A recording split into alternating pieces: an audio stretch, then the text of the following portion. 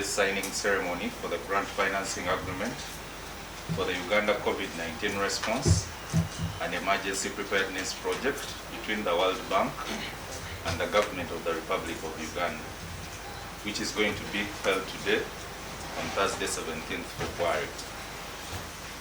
We shall have the remarks by the Honorable Minister of Finance, then the remarks by the country manager, then we shall sign, then we shall have the exchange of the signed agreements, then we shall have the vote of thanks.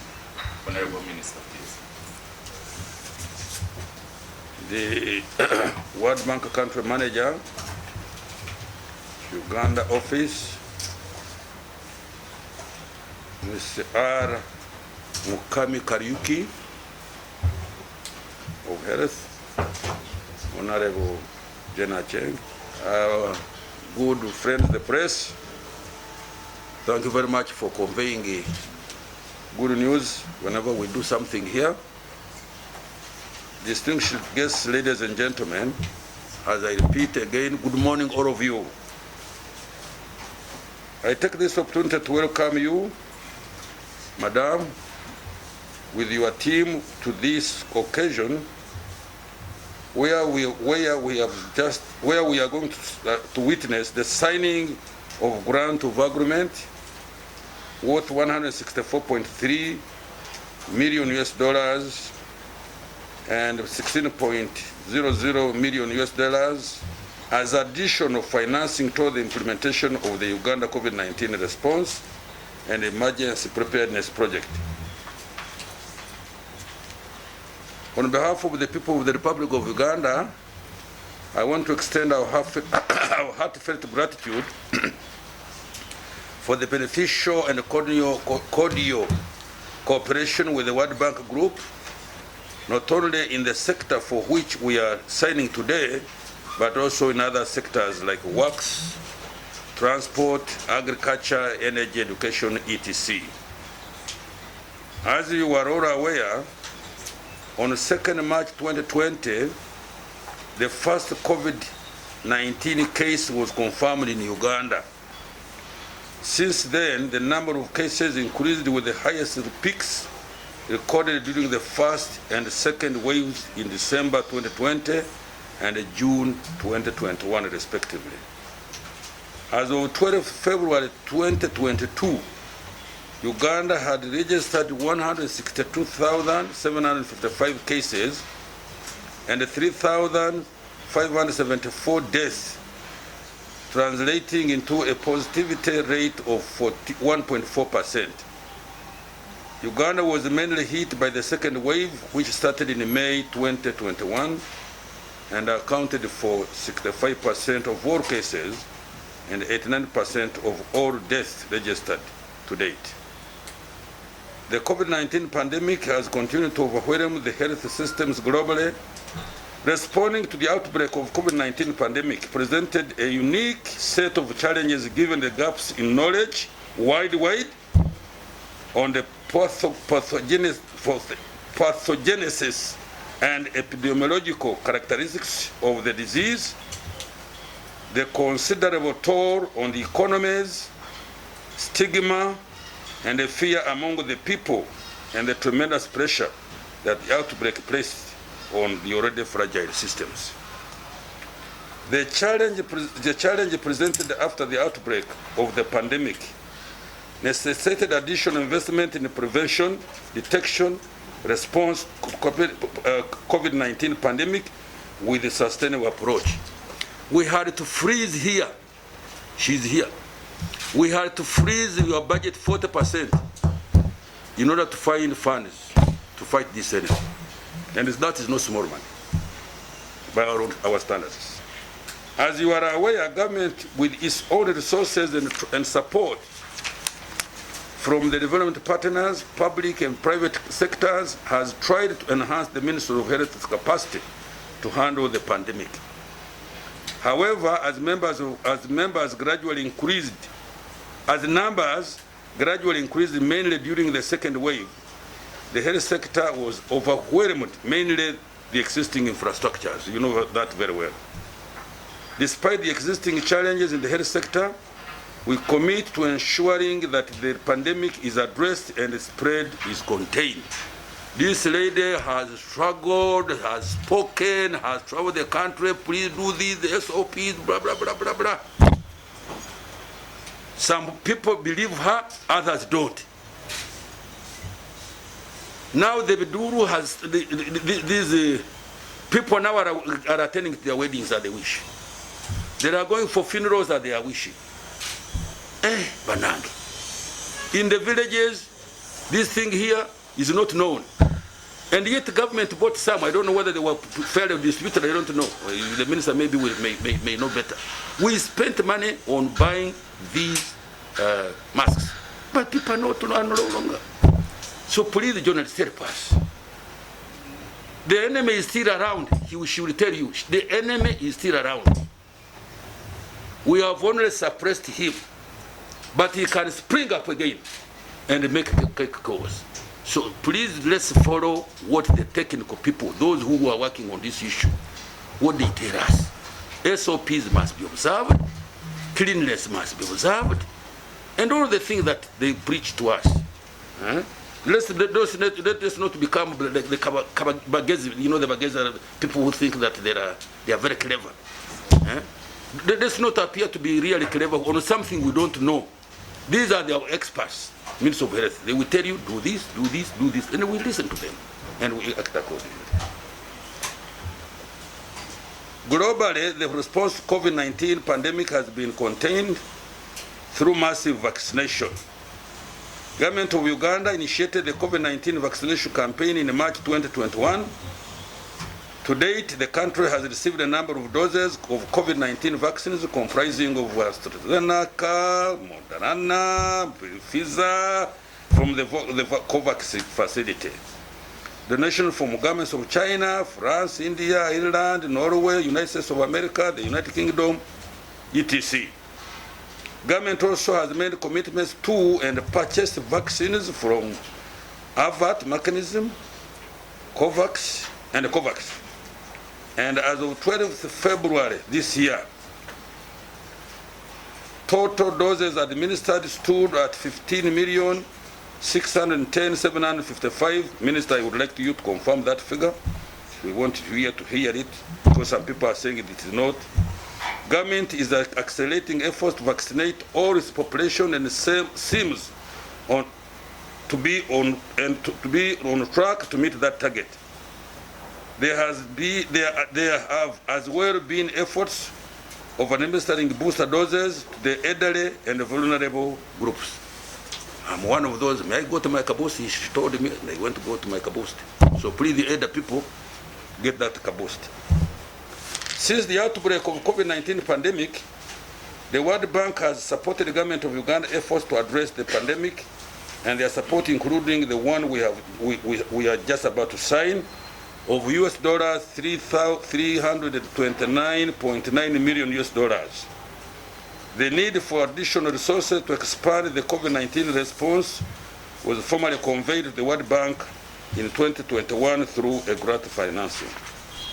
I'm glad to note that the bank positively responded to the government's request through provision of this grant worth of $108.3 million. This comes as an additional financing to an already ongoing program, and it is aimed at supporting government efforts towards preventing, detecting, and responding to COVID-19 and strengthen national systems for public health emergency preparedness in Uganda. Since the Minister of Health is present, they will give the details of the activities of the financing so that Ugandans appreciate the generosity of the World Bank towards our country's well-being. I compare my colleagues from the Ministry of Health where this grant will be executed to ensure that all government obligations before delivery of the equipment are fully met, and to ensure that any issue that might delay delivery is handled expeditiously. I will not accept any delays in implementation of this product, of this support. I want to affirm to the country manager, Mama, that we shall fulfill our obligations under this grant. We shall ensure that the support is used for the activities that have been agreed between ourselves and we shall ensure that the purchased vaccines are not put to waste. People have fought for us, they are helping us, and we, you know, in my language, Mama, you may wish to listen to this. To kill the child as it is being almost born. Umwana kumuitira omumaingi. Umwana kumuitira mwana is child, I'm sure. To kill the mind. The child is just about to get out of, and then the woman closes the legs like this, and the child is killed. In our custom, that woman would, in our traditional custom, that woman would be executed. To kill a child when the child is about to get out. You have borne the pain all along, you have carried the baby for 9 months, now you want to kill the baby just at the last. So, even in this case, please, let us not be looking like those women in Bunyoro who they used to do it, because there is no way they could say it without having seen an example. That we should not do that. We must make sure that really we do use these vaccines. I was given assurance by my colleagues in the Ministry of Health that wastages will be very much minimized. We'll furnish the bank with information and data concerning the progress of the implementation of the project through regular reports as usual during the project implementation period. With these words, I wish again to thank you, Mama. Thank you very much indeed. Convey our heartfelt greetings and thanks to the World Bank in Washington, that we appreciate what assistance they have given us, and we are trying to do our level best to make sure that we utilize these facilities the best way possible. Thank you very much. Members of the press, ladies and gentlemen, I'm very pleased today to be joining you, ministers, for the signing of the financing agreement for the additional financing of the COVID-19 Response and Emergency Preparedness Project. We call it UCREP as an acronym. And this is our first signing ceremony since the beginning of COVID. So I think it marks a turning point in the COVID trajectory, and we want to congratulate the government and the minister and her team for the hard work that they've been undertaking over the last 2 years to get to this point. But as the minister said, we're not yet at the end of this, and we need to continue to take precautions. And therefore, we have additional support that's coming towards supporting this effort. So the original project, UCREP, was approved by the Board of Executive Directors of the World Bank on July 15, 2020. It became effective on August 3rd, 2021. And it was a small project, about $15.2 million, which aimed to prevent, detect, and respond to COVID-19. It was in the early stages when we were dealing with PPEs and other inputs towards preventing COVID spread. In 2021, April, following WHO's approval of the vaccines for COVID-19, the government of Uganda requested additional resources to provide for the vaccination of its population, to expand coverage to vulnerable groups, and to strengthen the continuity of essential health services. So we have, following this request, been working with the Ministry of Health to design an operation which is now in total $180.3 million that scales up the interventions under the parent project, which was the $15.2 million I mentioned, and also provides a total of $137 million for rapid COVID-19 vaccine procurement and deployment. And I think I wanted to stress the deployment because, as the minister mentioned, the exercise of getting the vaccines to the population will be supported. The additional financing approved on December 16th, 2021 brings the total financing for UCREP to $195.5 million, therefore, and it represents the largest World Bank financed health sector project to Uganda to date. Furthermore, the additional financing at 100% grant provides 90% in grant towards the resources co-financed through IDA for UCREP. And these resources include financing that comes from the Pandemic Emergency Financing Facility within the World Bank, the Global Financing Facility, and the IDA sub-window for hosts and communities and refugees. So targeting some subsectors within the Ministry of Health's priority groups. The resources will provide for the vaccination of 11.7 million people and spur the rapid deployment of vaccines into the arms of eligible people. The project will also spur the scale-up of activities under the national COVID-19 response in the areas of disease surveillance, case management, and emergency medical services.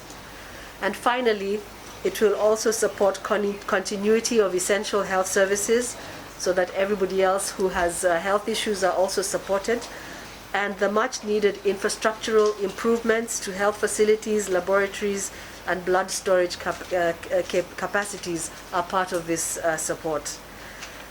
The World Bank financing to the health sector for COVID-19 is part of a larger corporate endeavor to support countries better confront the challenges presented by the pandemic.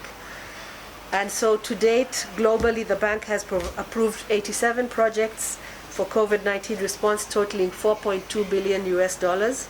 And in addition, the bank has also provided $7.6 billion to 84 countries for the vaccine rollout.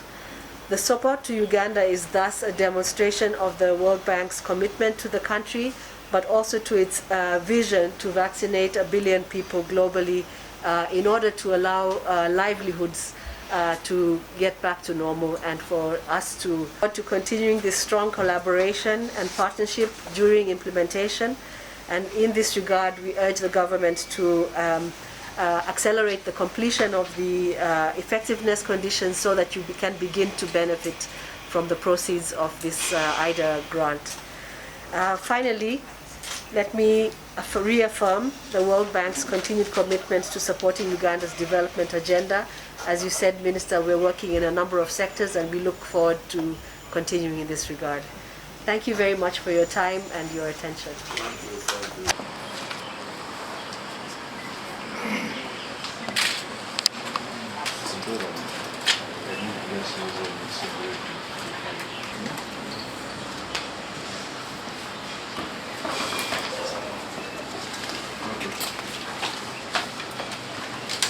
Shall now have the extent of the signed financing agreement between the Honorable Minister of Finance and the country manager of the World Bank.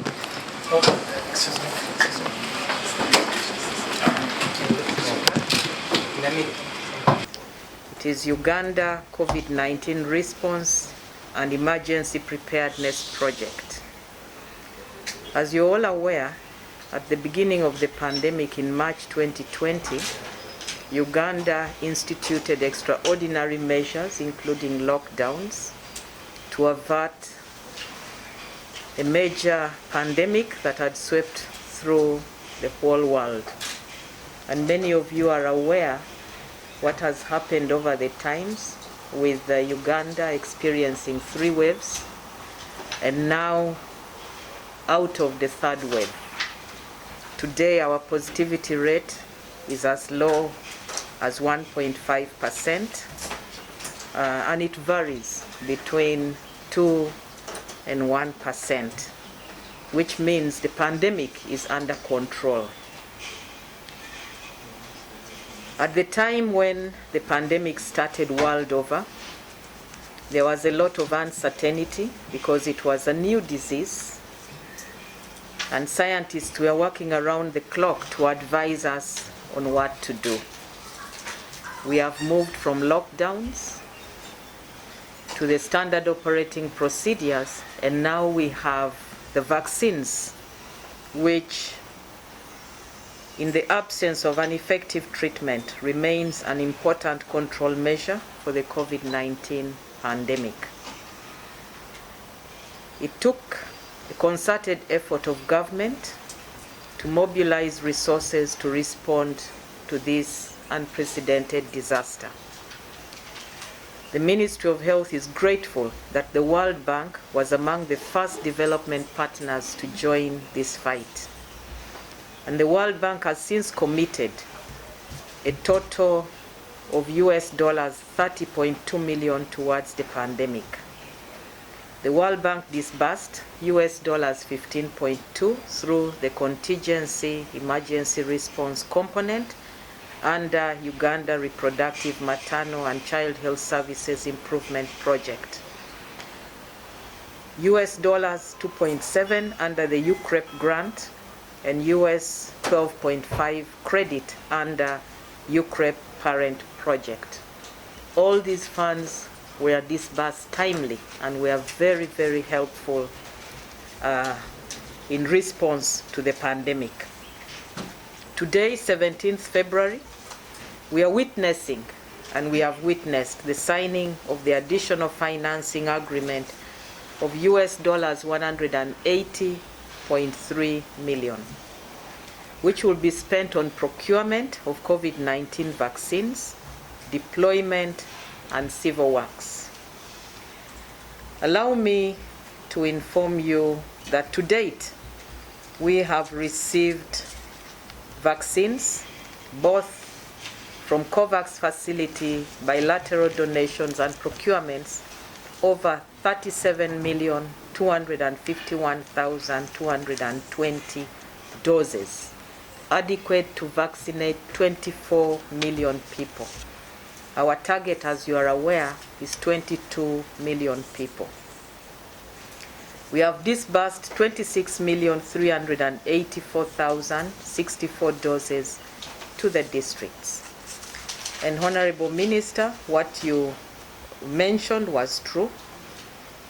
We have so far administered 15,610,547 doses, because not all the doses in the districts have been utilized.